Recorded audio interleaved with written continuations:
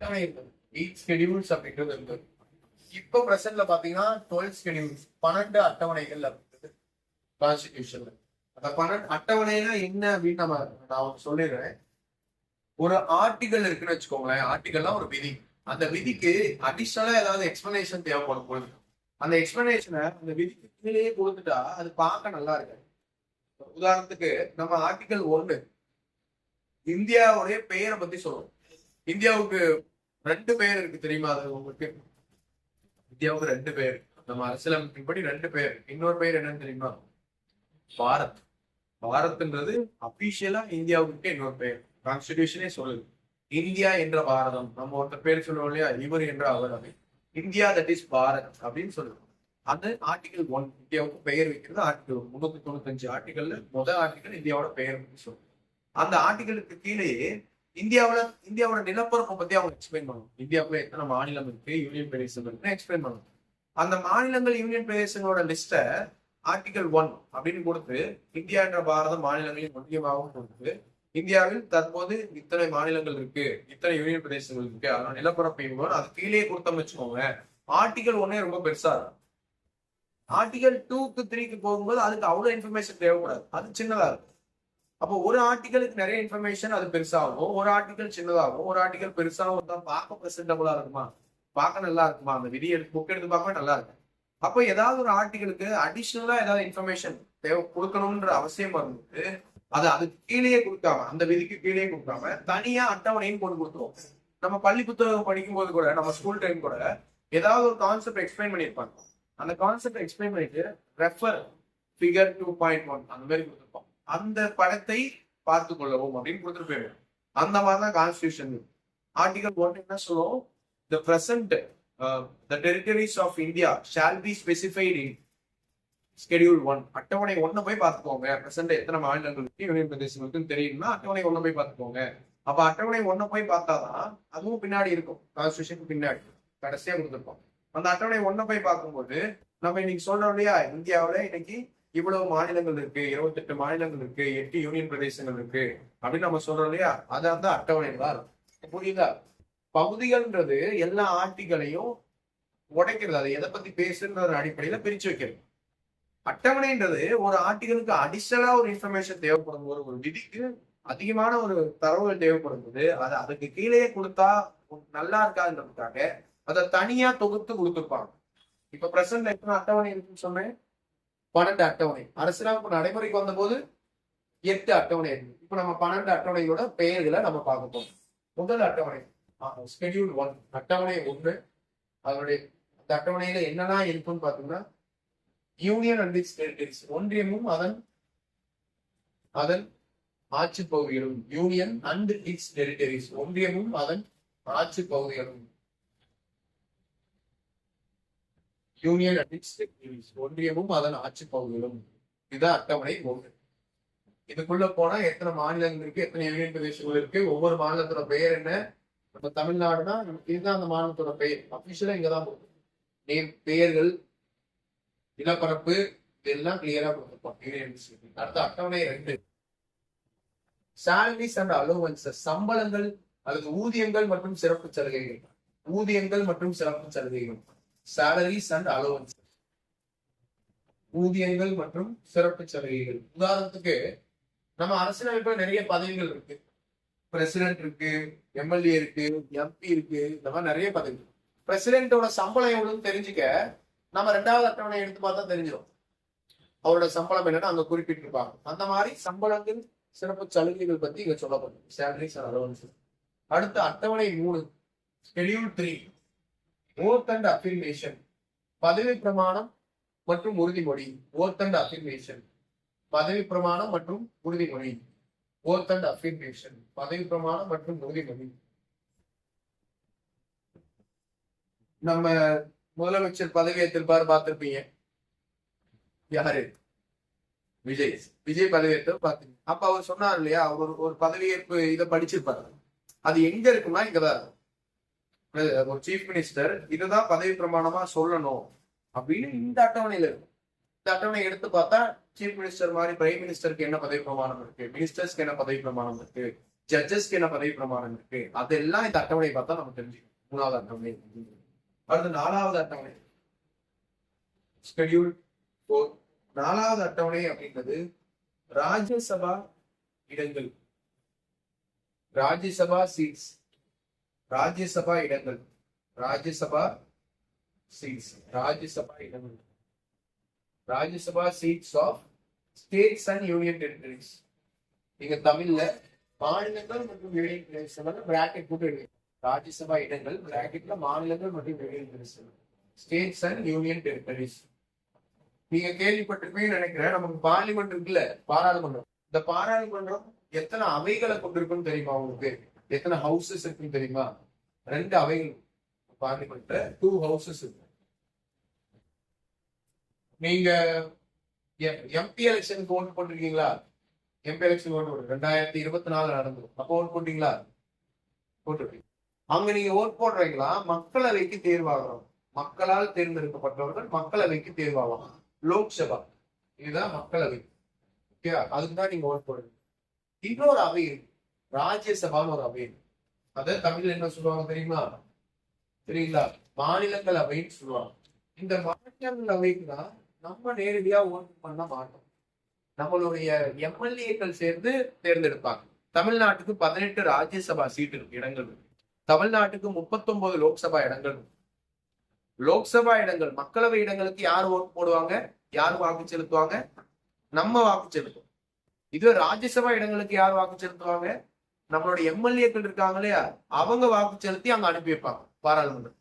இந்த 2 அவைகள் இருக்கா, அந்த 2 அவைகள்ல இந்த ராஜ்யசபா இருக்குல்ல, இந்த ராஜ்யசபால ஒவ்வொரு மாநிலத்துக்கும் எத்தனை சீட் இருக்கு அப்படின்றத தெரிஞ்சுக்கணும்னா அரசியலமைப்பு அட்டவணை 4 எடுத்து பார்த்தா தெரிஞ்சுக்கணும். நம்ம தமிழ்நாட்டுக்கு ராஜ்யசபா இடங்கள் 18 இருக்கு. உத்தரப்பிரதேசத்துக்கு ராஜ்யசபா இடங்கள் 31 இருக்கு. இதை யாரு சொல்றது? அட்டவணை 4 சொல்லுது. அங்க போய் பார்த்தா நம்ம தெரிஞ்சுக்கணும். புரியுதா? சோ அட்டவணை 1 எடுத்து பார்த்தா இந்தியாவில் எத்தனை மாநிலங்கள் இருக்கு, எத்தனை யூனியன் பிரதேசங்கள் இருக்கு, அதனுடைய பெயர்கள் என்ன, அதோட நிலப்பரப்பு என்ன தெரிஞ்சுக்கலாம். அட்டவணை 2 எடுத்து பார்த்தா முக்கிய பதவிகள், president, prime minister, minister, judges, இவங்களோட சம்பளங்கள் என்ன, சிறப்பு சலுகைகள் என்னன்னு தெரிஞ்சுக்கலாம். அட்டவணை 3 எடுத்து பார்த்தா என்ன தெரிஞ்சுக்கலாம்? அட்டவணை 3 படிச்சா என்ன தெரிஞ்சுக்க முடியும்? பதவி பிரமாண உறுதிமொழி. சீஃப் மினிஸ்டர் விஜய் படிச்சது இங்கதான் இருக்கு. இந்த மாதிரி பதவி பிரமாண உறுதிமொழிகளை பத்தி நம்ம தெரிந்து கொள்ளணும். அட்டவணை 4 படிக்கிறது மூலம் என்ன தெரிஞ்சுக்கலாம்? ஒவ்வொரு மாநிலத்துக்கும் யூனியன் பிரதேசத்துக்கும் ராஜ்யசபால எத்தனை இடங்கள் இருக்கு அப்படின்னு. லோக்சபா ஒரு இது, ராஜ்யசபா. லோக்சபாவுக்கு ஓட்டு போடுறது நம்ம, ராஜ்யசபாவுக்கு யார் ஓட்டு போட்டு அனுப்பியிருப்பாங்க? எம்எல்ஏக்கள். சரியா? அட்டவணை 5 ஸ்கெடியூல் 5. அட்டவணை 5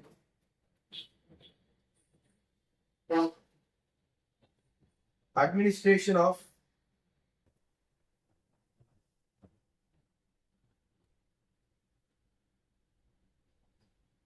scheduled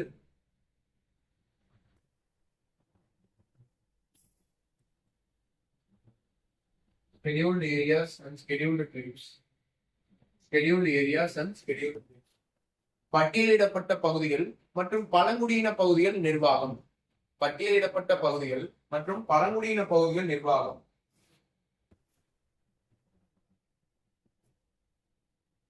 பட்டியலிடப்பட்ட பகுதிகள் மற்றும் பழங்குடியின பகுதிகள் நிர்வாகம். பழங்குடியின பகுதிகள் நிர்வாகம். Administration of scheduled areas and scheduled tribes. பிராக்கெட்ல எக்ஸப்ட் அசாம், மிசோரம், திரிபுரா, மேகாலயா. அப்படியே இருக்கும். திரிபுரா, மேகாலயா. அசாம், மிசோரம், திரிபுரா, மேகாலயா. அசாம், மிசோரம், திரிபுரா, மேகாலயா தவிர அப்படின்னு. அசாம், மிசோரம், திரிபுரா, மேகாலயா தவிர. மேகாலயா தவிர. அதாவது நீங்க கேள்விப்பட்டிருக்கீங்களா? இந்த ஜருக்கு மலைன்னு ஒரு மலை இருக்குல்ல, ஜருக்கு மலை கேள்விப்பட்டிருக்கீங்களா? அங்க போயிருக்கீங்களா? இல்லையா? நீங்க போயிருக்கீங்களா சார்? அங்கெல்லாம் பழங்குடியினர் இருக்கா? நீங்க எந்த ஊருக்கு சார்? முத்துராய். எத்தனாயிரம் மாடல்ஸ். நீங்க நார்த் ஈஸ்ட்ல எடுத்துட்டீங்கன்னு வச்சுக்கோங்க, இந்தியாவில அங்கெல்லாம் ட்ரைபல்ஸ், அதாவது காடுகள்ல வாழக்கூடிய பழங்குடியினர்கள் இருக்கிறாங்க. அந்த பழங்குடியினர்களுடைய கல்ச்சரும் நம்ம கல்ச்சரும் ஒரே மாதிரி இருக்கு. நமக்கு போடுற சட்டங்கள் மாதிரி அவங்களுக்கும் சட்டம் போட்டோம்னா அது ஒர்க் ஆகாது. அவங்க கலாச்சாரம் வேற, அவங்க செய்யக்கூடிய பணிகள் வேற. உதாரணத்துக்கு சொல்லணும்னா, இன்னைக்கு ஒரு இந்து விமன் டிவோர்ஸ் வாங்கணும்னா அதுக்கு கோர்ட் அணுகி டிவோர்ஸ் வாங்குவாங்க. இதுதான் நம்மளுடைய முறை. ஆனா சில ட்ரைபல்ஸ் எல்லாம் இருக்காங்க நார்த் ஈஸ்ட்ல, அவங்க டிவோர்ஸ் வாங்கணும்னு வச்சுக்கோங்க, அவங்க ஒரு கிராம தலைவர் இருப்பாங்க. அந்த கிராம தலைவர்கிட்ட பேசி ஒரு இலை இருக்கும், அந்த இலையை கிழிச்சு போட்டாங்கன்னா டிவோர்ஸ் ஆகிடுச்சு. அந்த மாதிரி அவங்க கலாச்சாரம் வேற, நம்ம கலாச்சாரம் வேற. எல்லாரையும் ஒரே சட்டத்துக்குள்ள கொண்டு வர நினைச்சுன்னு வச்சுக்கோங்களேன், டிவோர்ஸ் பண்ணா கோர்ட்ல போய் இப்படிதான் பண்ணணும் அவங்க திணிச்சிங்கன்னு வச்சுக்கோங்களேன், அவங்களோட தனித்தன்மை அழிஞ்சு போயிடும் ஒண்ணு. இன்னொன்னு அந்த சட்டத்தை அவங்க ஏற்கவே மாட்டாங்க, அது கொண்டு போகவே மாட்டாங்க. அப்போ அவங்களை நிர்வகிப்பதற்காக மட்டும், அந்த மாதிரி ட்ரைபல்ஸை நிர்வகிப்பதற்காக மட்டும் தனியான சட்டங்கள் இருக்கு நம்ம அரசியலமைப்பு. அந்த மாதிரி சட்டங்களை பத்தி தெரிஞ்சுக்க நம்ம 5வது அட்டவணையை போய் பார்த்தா தெரிஞ்சுக்கணும். அதுதான் இங்க கொடுத்துருக்கேன். Administration of scheduled areas and scheduled tribes. பட்டியலிடப்பட்ட மற்றும் பழங்குடியின பகுதியில் நிர்வாகத்திற்கு பிரத்யேக விதிகள் இருக்கும், அவங்களுக்கு ஸ்பெஷல் ப்ரொவிஷன்ஸ் இருக்கும். உதாரணத்துக்கு என்ன சொல்லணும்னா, நீங்க பழங்குடியினர்கள் வாழக்கூடிய நிலங்கள்ல போய் நம்மளால வாங்க முடியும். நம்ம போய் இங்க ஜருகுமலை, சாரி, பாலமலைன்னு ஒரு மலை இருக்கு, அந்த மலையில பழங்குடியினர் இருப்பாங்க, அந்த இடங்களை போய் நம்மளால வாங்க முடியும். ஏன்னா அவங்களுக்கான ரூல்ஸ் அண்ட் ரெகுலேஷன்ஸ் வேற, நம்ம ரூல்ஸ் அண்ட் ரெகுலேஷன்ஸ் கூட அவங்க வரமாட்டாங்க. அந்த மாதிரி அவங்களுக்கே பிரத்யேகமாக இருக்கக்கூடிய விதிகளை இந்த அட்டவணையில கொண்டு வச்சிருப்பாங்க. அந்த விதிகளும் பாத்தீங்கன்னா இந்த 5வது அட்டவணை ஸ்பெசிபிக்கா அசாம், மிசோரம், திரிபுரா, மேகாலயா இந்த மாநிலங்களை தவிர்த்து, ஏன்னா இந்த மாநிலங்கள்ல இவங்களோட கலாச்சாரம் இன்னும் வேறுபட்டு இருக்கும் மற்ற பழங்குடியினரோட. ஆனா இந்த மாநிலங்களை தவிர்த்து மற்ற மாநிலங்கள் இருக்கக்கூடிய பழங்குடியின பகுதிகளோட நிர்வாகத்தை இது சொல்லுது. சரியா? பார்த்துட்டுமா? அடுத்த அட்டவணை 6, Schedule 6. அட்டவணை 6, அட்மினிஸ்ட்ரேஷன் ஆஃப்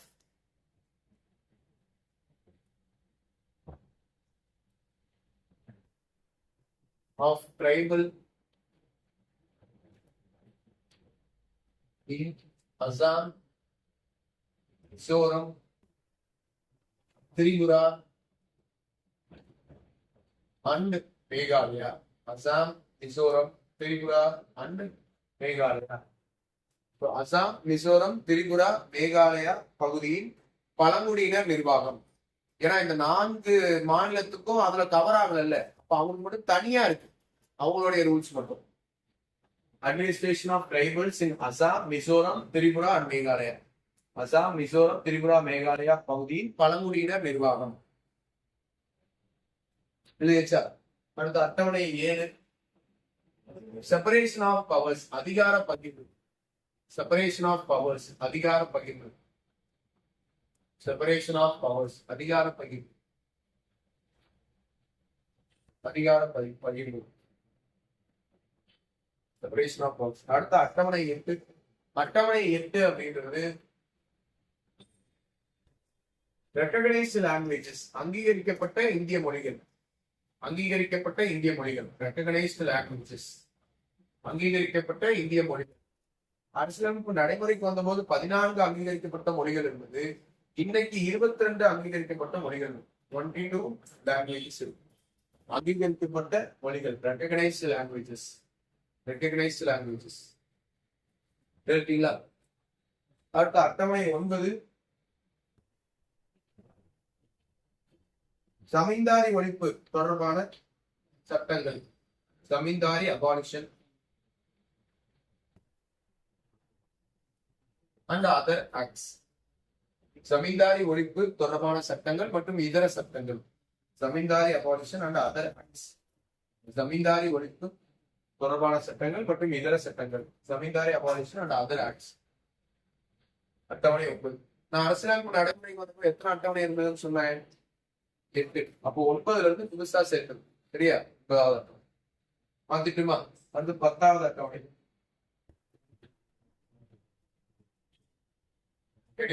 கட்சி தாவல் தடை சட்டம், ஆன்டி டிஃபெக்ஷன் லா. கட்சி தாவல் தடை சட்டம், ஆன்டி டிஃபெக்ஷன் லா. கட்சி தாவல் தடை சட்டம், ஆன்டி டிஃபெக்ஷன் லா. அடுத்து அட்டவணை 11 பஞ்சாயத் ராஜ். பஞ்சாயத் ராஜ் 29 அதிகாரங்கள், 29 சப்ஜெக்ட்ஸ். பஞ்சாயத் ராஜ் 29 சப்ஜெக்ட்ஸ், 29 அதிகாரங்கள் அப்படின்னு இருக்கும். 12 முனிசிபாலிட்டிஸ், நகராட்சி அமைப்புகள். முனிசிபாலிட்டிஸ், நகராட்சி அமைப்புகள். 18 அதிகாரங்கள், 18 சப்ஜெக்ட்ஸ். 18 சப்ஜெக்ட்ஸ், 18 அதிகாரங்கள், 18 சப்ஜெக்ட்ஸ். 18 அதிகாரங்கள், 18 சப்ஜெக்ட்ஸ்.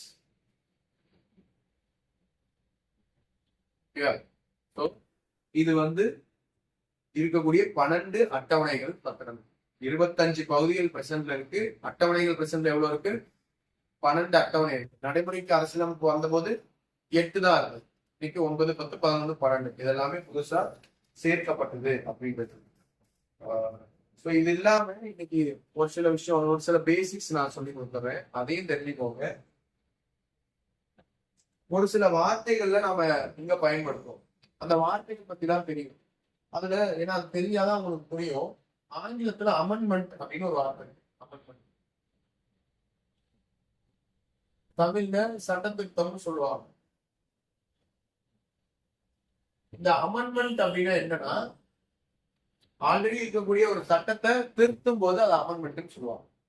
நமக்கு கான்ஸ்டிடியூஷன், அரசியலமைப்பே ஒரு சட்டம் தான். அந்த கான்ஸ்டிடியூஷனை நீங்க அமெண்ட் பண்றீங்க அப்படின்னா, அமெண்ட்னா என்ன அர்த்தம்? திருத்துவது, மாற்றி அமைப்பு, புதுசா ஏதாவது சேர்ப்பது, ஆல்ரெடி இருக்கிறத ரிமூவ் பண்ணுவது அல்லது மாடிஃபை பண்ணுவது, இந்த மாதிரி. அப்படி நீங்க திருத்துறீங்க அப்படின்னா அதை என்னன்னு சொல்லுவாங்கன்னா, சாதாரண சட்டத்துக்கு சாதாரண அமெண்ட்மெண்ட். ஆனா அரசியலமைப்பு திருத்தது கான்ஸ்டிடியூஷனல் அமெண்ட்மெண்ட்னு சொல்லுவாங்க. அரசியலமைப்பு திருத்தம்னு சொல்லுவாங்க. இந்த அரசியலமைப்பு திருத்தம் சாதாரணமா பண்ணிட முடியாது, யார் நினைச்சாலும் பண்ணிட முடியாது. இந்த அரசியலமைப்பு திருத்தம் பண்றதுக்கு கான்ஸ்டிடியூஷனல் அமெண்ட்மெண்ட், ஷார்ட் ஃபார்ம்ல எழுதுறேன், கான்ஸ்டிடியூஷனல் அமெண்ட்மெண்ட். இந்த கான்ஸ்டிடியூஷனல் அமெண்ட்மெண்ட்டை யார் மட்டும்தான் பண்ண முடியும்னா, பார்லிமெண்ட் மட்டும்தான் பண்ண முடியும். யார் மட்டும்தான் பண்ண முடியும்? பாராளுமன்றம் மட்டும்தான் ஒரு அரசியலமைப்பு திருத்தத்தை பண்ண முடியும். அதுவும் ஒரு சட்டத்தின் மூலமா தான் பண்ண முடியும். த்ரூ அன் ஆக்ட், ஒரு சட்டம் போட்டு அப்படிதான் திருத்த முடியும். அப்ப அரசியலமைப்புல ஏதாவது ஒண்ணு புதுசா சேர்க்கிறாங்க, மாடிஃபை பண்றாங்க அல்லது ரிமூவ் பண்றாங்கன்னா அதற்கு அரசியலமைப்பு திருத்த சட்டம் அப்படின்னு ஒண்ணு நிறைவேறும். Constitutional amendment act. Constitutional amendment act, அரசியலமைப்பு திருத்த சட்டம் நிறைவேற்றப்பட்டால்தான் யாரால அதை பண்ண முடியும்? யார் பண்ண முடியும்? பாராளுமன்றம் தான் பண்ண முடியும் அரசியலமைப்பு திருத்த சட்டம். இந்த அரசியலமைப்பு திருத்த சட்டத்தை நிறைவேற்றிதான் கான்ஸ்டிடியூஷன் உங்களால மாற்ற முடியும். ஃபைன். சோ இந்த மாதிரி அரசியலமைப்பு திருத்த சட்டங்கள் இதுவரைக்கும் 106 வந்திருக்கு. 106 முறை அரசியலமைப்பு திருத்தப்பட்டு அர்த்தம். 106 அரசியலமைப்பு திருத்த சட்டங்கள் பாராளுமன்றத்தினால வந்திருக்கு. கடைசியா வந்த திருத்த சட்டம் 2023ல வந்துச்சு. அப்ப நான் எதுக்காக சொல்றேன் அப்படின்னா, இப்ப நான் அட்டவணைகள் எழுதும் போது 8 அட்டவணை தான் அரசியலமைப்பு இருந்துச்சுன்னு சொன்னேன். ஆனா பின்னாடி எத்தனை சேர்த்திருக்கான்? எத்தனை? 12 வந்துருச்சு. எத்தனை சேர்த்திருக்கான்? 4. அப்ப 4 உள்ள சேர்த்திருக்கான்ல, அது திருத்தம் தானே. அந்த திருத்தம் பண்ணோம்னா அதுக்கு ஒரு சட்டம் போடணும்ல. அந்த சட்டத்தை கான்ஸ்டிடியூஷனல் அமெண்ட்மெண்ட் ஆக்ட்னு சொல்லுவோம்ல, அரசியலமைப்பு திருத்த சட்டம்னு சொல்லுவோம். யார் மட்டும்தான் அதை பண்ண முடியும்? பார்லிமெண்ட் மட்டும்தான் அதை பண்ண முடியும். இந்த 4 புதுசா சேர்த்தது எத்தனாவது அரசியலமைப்பு திருத்த சட்டம்னு கேட்பாங்க. நான் சொல்றது புரியுதா? அமெண்ட்மெண்ட் அப்படின்னா திருத்தம், கான்ஸ்டிடியூஷனல் அமெண்ட்மெண்ட் அப்படின்னா அரசியலமைப்பு திருத்தம். இந்த அரசியலமைப்பு திருத்தத்தை சாதாரணமா பண்ண முடியாது, பார்லிமெண்ட் ஒரு சட்டம் போட்டுதான் பண்ண முடியும். கான்ஸ்டிடியூஷன் அமெண்ட்மெண்ட் ஆக்ட்னு சொல்லுவாங்க. இது மாதிரி ஒரு 106 முறை திருத்தம் செய்யப்பட்டது. நாம சொன்னது போல 8 அட்டவணை தான் இருந்தது. 9, 10, 11, 12 புதுசா சேர்த்துருக்காங்கன்னா அந்த திருத்தம் தானே பண்ணியிருக்கான். அந்த திருத்தத்துக்கு ஒரு சட்டம் நிறைவேறணும்ல. அந்த சட்டத்தை அரசியலமைப்பு திருத்த சட்டம்னு சொல்லுவோம்ல, கான்ஸ்டிடியூஷன் அமெண்ட்மெண்ட் ஆக்ட்னு சொல்லுவோம்ல. அப்போ இந்த 106 சட்ட திருத்தங்கள்ல அந்த 9 சேர்க்கப்பட்டது என்ன சட்ட திருத்தம், 10 சேர்க்கப்பட்டது என்ன அரசியலமைப்பு சட்ட திருத்தம், 11 என்ன அரசியலமைப்பு சட்ட திருத்தம், 12 என்ன அரசியலமைப்பு சட்ட திருத்தம் கேள்வி இருக்கு. சோ இது நீங்க புரிஞ்சாதான் அங்க நீங்க எழுத முடியுன்றதுக்காக தான் நான் அதை அங்க சொல்லலை. இப்ப நான் மறுபடியும் சொல்றேன், நான் சொல்றது புரிஞ்சுட்டேன். அப்போ இந்த 9 புதுசா சேர்த்திருக்காங்க இல்லையா, இந்த 9 எந்த சட்ட திருத்தத்துல சேர்த்திருக்காங்கன்னா இதுதான் முதல் அரசியலமைப்பு சட்டம். ஃபர்ஸ்ட் கான்ஸ்டிடியூஷனல் அமெண்ட்மெண்ட் ஆக்ட், முதல் அரசியலமைப்பு சட்ட திருத்தம். இந்த முதல் அரசியலமைப்பு சட்டத்திருத்தம் நடந்தது பாத்தீங்கன்னா 1951 ஃபர்ஸ்ட் கான்ஸ்டிடியூஷனல் அமெண்ட்மெண்ட் ஆக்ட் 1951. இப்ப கேள்வி என்னவா இருக்கும்னா, அரசியலமைப்பின் 9வது அட்டவணை எந்த அரசியலமைப்பு சட்டத்திட்டத்தின்படி சேர்க்கப்பட்டதுன்னு கேட்டா என்ன ஆன்சர் பண்ணுவீங்க? முதலாவது அரசியலமைப்பு சட்டத்திருத்தம் வருடம் 1951. புரிஞ்சுக்கிட்டீங்க, அவ்வளவுதான். அதே போல 10, 11, 12க்கு வருஷமும் சட்டத்திருத்தமும் தெரியணும்ல. 10 கட்சித்தாவல் தடை சட்டம். இந்த கட்சித்தாவல் தடை சட்டம் அப்படிங்கிறது 52வது 52nd. இந்த மாதிரி எங்கேயுமே கான்ஸ்டிடியூஷனல் அமெண்ட்மெண்ட் ஆக்ட்னு ஃபுல்லா எழுதக்கூடாது, சிஏஏன்னு எழுதும். 52nd கான்ஸ்டிடியூஷனல் அமெண்ட்மெண்ட் ஆக்ட் வருஷம் 1985. எந்த சட்டத்திருத்தத்தின் மூலம், எந்த அரசியலமைப்பு சட்டத்திருத்தத்தின் மூலம் 10வது அட்டவணை சேர்க்கப்படுதுன்னு கேட்டா என்ன பதில்? 52வது அரசியலமைப்பு சட்டத்திருத்தம். அதுக்கு அடுத்து 11வது 11 எப்ப சேர்த்தாங்க sir? 73 73rd constitution amendment act 1992 1992. 12வது அட்டவணை எப்ப சார் சேர்த்தாங்க? அதுக்கு அடுத்த சட்டத்திருத்தம் 74 கான்ஸ்டிடியூஷன் அமெண்ட்மெண்ட் ஆக்ட் 1992. புரிஞ்சதா?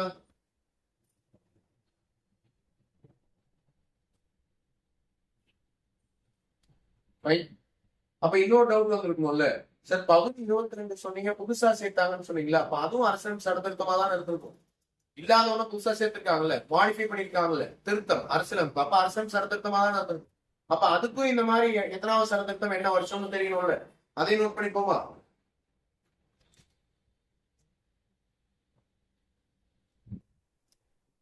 என்னென்ன பகுதிகள் சேர்க்கப்பட்டது? பகுதி 4A சேர்த்தாங்களா? இந்த பகுதி 4A 42வது அரசியலமைப்பு சட்டத்திருத்தம் 42nd கான்ஸ்டிடியூஷன் அமெண்ட்மெண்ட் ஆக்ட் 1976 1976 சேர்க்கப்பட்டது. 40 இன்னொருக்கு எத்தனை சட்டத்திருத்தம் நிகழ்ந்திருக்கு? அரசியலமைப்பு சட்டத்திருத்தம் மொத்தமா 106. அது இது 42வது வருஷங்க 1976. மாத்திட்டுமா சார்? சேர்க்கிறது மட்டும்தான் திருத்தம்னு கிடையாது, நீக்கிறதும் திருத்தம் தானே. அப்ப நீக்கப்படுறதுக்கும் சட்ட திருத்தம் இருக்கும்ல. அப்ப இந்த இடத்துல 7 நீக்கப்படுதுன்னு எழுதியிருக்கோம்ல, எப்ப நீக்கினாலும் தெரியணும்ல. 7வது 7th கான்ஸ்டிடியூஷனல் அமெண்ட்மெண்ட் ஆக்ட் 7வது அரசியலமைப்பு திருத்த சட்டம் 1956 7th கான்ஸ்டிடியூஷனல் அமெண்ட்மெண்ட் ஆக்ட் 1956 நீக்கப்பட்டது.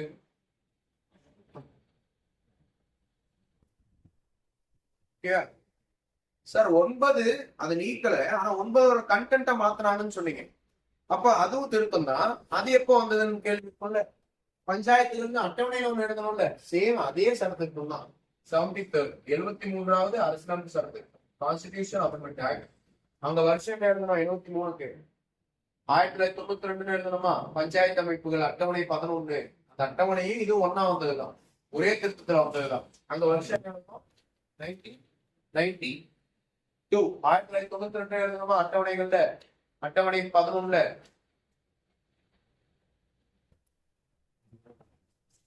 ஆயிரத்தி தொள்ளாயிரத்தி 92 முடிச்ச முனிசிபாலிட்டிஸும் புதுசா சேர்த்ததுதான். அங்க நீங்க எப்படி முனிசிபாலிட்டிஸ்க்கு என்ன எழுதுனீங்க? அட்டவணையில நகராட்சி அமைப்புகளுக்கு 74. இங்கேயும் அதேதான் 74 கான்ஸ்டிடியூஷன் அமெண்ட்மெண்ட் ஆக்ட். அங்க என்ன வருஷம் எழுதணும்? 1992 1992. இங்கேயும் 1992 தான். பார்ட் 9B இதுவும் புதுசா சேர்த்தது தானே. இதுக்கு 97வது அரசியலமைப்பு திருத்த சட்டம் 2011. 97th constitution amendment act 2011. Fine எழுதியாச்சா? அப்ப இன்னும் எத்தனை மட்டும் புதுசா சேர்த்த பகுதி இருக்கு? இன்னும் எந்த பகுதி மட்டும் நாம பார்க்கணும் பாருங்க. 14A இருக்கா? இது மாத்திட்டுமா?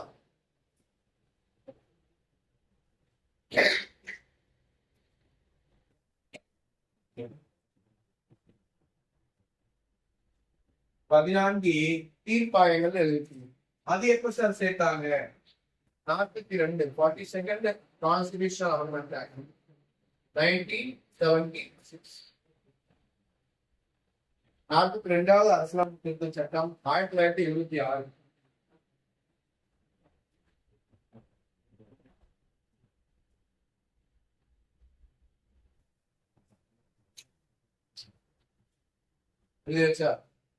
மொத்தமா எத்தனை முறை அரசியலமைப்பு திருத்திருக்காங்க? 106 முறை. ஒவ்வொரு தடவை திருத்தம் போதும் பாராளுமன்றம் அரசியலமைப்பு திருத்த சட்டத்தை கொண்டு வந்து திருத்தம். புதுசா சேர்த்த பகுதிகளுக்கு என்ன திருத்தம்னு பார்க்கணும், புதுசா சேர்த்த அட்டவணைகளுக்கு எத்தனை திருத்தம்னு பார்க்கணும். மொத்தமா நம்மளுடைய அரசியலமைப்பு எத்தனை பகுதிகளா பிரிக்கப்பட்டு இப்போ 25 பகுதிகளா பிரிக்கப்படும். எத்தனை அட்டவணைகளுக்கு? 12 அட்டவணை. அரசியலமைப்பு நடைமுறைக்கு வந்த போது 8 அட்டவணை. அரசியலமைப்பு நடைமுறைக்கு வந்த எத்தனை பகுதிகள்? 22 பகுதிகள். இன்னைக்கு 25 பகுதிகள். புரியுதா? நம்ம என்னென்ன பார்த்து முடிச்சுட்டோம்னா, அரசியலமைப்பு என்னன்னு பார்த்துட்டோம், அரசியலமைப்பு உருவானது எப்படின்னு பார்த்துட்டோம் போன கிளாஸ்ல. இந்த கிளாஸ்ல நம்ம அரசியலமைப்போட சிறப்பம்சங்கள்லாம் என்னன்னு பார்த்தோம். நம்ம அரசியலமைப்பு எது எது எங்க இருந்து கடன் வாங்கிட்டாங்கன்னு பார்த்தோம். அதுக்கடுத்து எத்தனை பகுதிகள் பிரசன்ட்ல இருக்குன்னு பார்த்தோம். அடுத்து எத்தனை அட்டவணை இருக்குன்னு பார்த்தோம். அடுத்து எத்தனை புதுசா சேர்க்கப்பட்ட பகுதிகள் என்ன அரசியலமைப்பு இருக்காங்க அப்படின்றத பார்த்தோம். தெரியாது. இதற்கு அப்புறம் தான் நம்ம உள்ளாரே போக போறோம். இந்த ஒவ்வொரு பகுதியும் நம்ம சிலபஸ் வைஸா நம்ம போகணும். சரியா? ஸோ மீதி வந்து நம்ம அடுத்த கிளாஸ் பார்ப்போம். சரியா? ஏதாவது டவுட்ஸ்லாம் கேட்கலாம். Thank you all.